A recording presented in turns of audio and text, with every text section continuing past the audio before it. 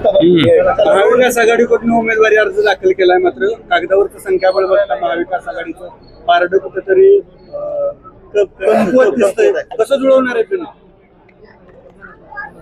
कुठल्याही लोकशाहीच्या निवडणुकीमध्ये एक राजकीय पक्ष म्हणून, आघाडी म्हणून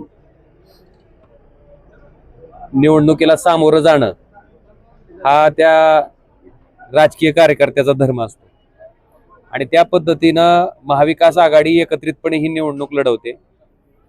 आपण बघितलंय अनेकदा कागदावरच्या संख्याबळापेक्षा विपरीत निकाल विधान परिषदेच्या जागेचे अनेक वेळेस लागलेले आहेत. त्यामुळे कागदावरचं संख्याबळ आणि प्रत्यक्ष होणारं मतदान याच्यात जमीन आसमानचा फरक असतो.